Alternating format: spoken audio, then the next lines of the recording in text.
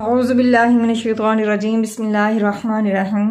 اللہم صلی علی سیدنا محمد وآلہ وصحبہ وبارک وسلم۔ تمام اہل اسلام کو السلام علیکم ورحمۃ اللہ وبرکاتہ۔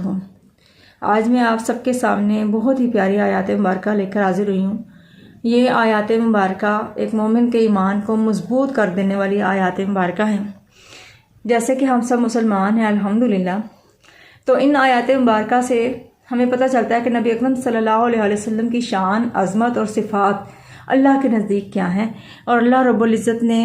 نبی اکرم صلی اللہ علیہ وسلم کو دنیا میں جو بھیجا تو وہ کس مقصد کے لیے بھیجا تھا، اور نبی اکرم صلی اللہ علیہ وسلم کی کیا شان ہے۔ ویسے تو پورے کا پورا قرآن پاک ہی نبی اکرم صلی اللہ علیہ وسلم کی شان سے بھرا ہوا ہے، تو بس انہی میں سے چند ایک آیات آپ کے سامنے آج میں لے کر حاضر ہوئی ہوں۔ سورۃ الاحزاب رکوع نمبر 6 سے آیت نمبر 45 تا 48، جو کہ 10 جماعت کے طلباء و طالبات کے لیے بھی بہت خاص ہے۔ تو چلیں آئیں شروع کرتے ہیں۔ بسم اللہ الرحمن الرحیم۔ یا ایہا النبی، اے نبی صلی اللہ علیہ وسلم، انا بے شک ہم نے ارسلنا کا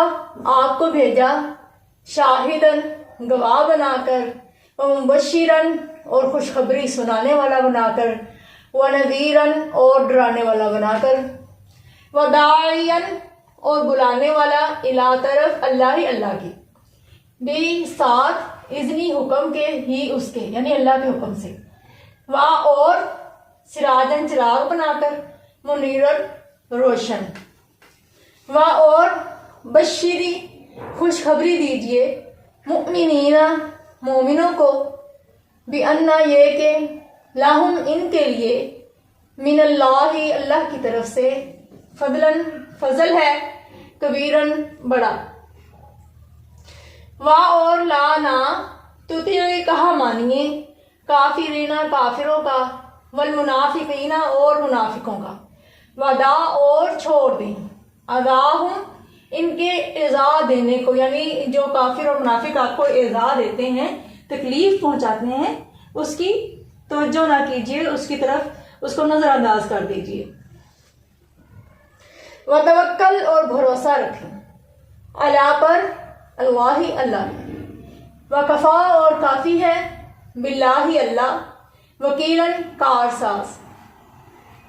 اب ہم دیکھتے ہیں بامحاورہ ترجمہ۔ بسم اللہ الرحمن الرحیم۔ یا ایہا النبی انا ارسلناک شاہدا ومبشرا ونذیرا، اے پیغمبر صلی اللہ علیہ وآلہ وسلم، ہم نے تم کو بھیجا ہے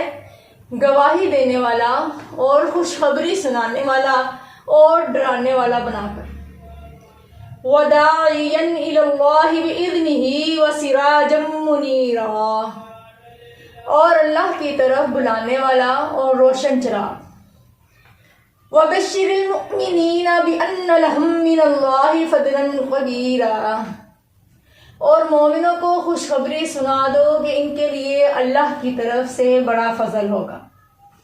ولا تطع الکافرین والمنافقین ودع اذاہم وتوکل علی اللہ، اور کافروں اور منافقوں کا کہا نہ ماننا اور نہ ان کی تکلیف دینے پر نظر کرنا،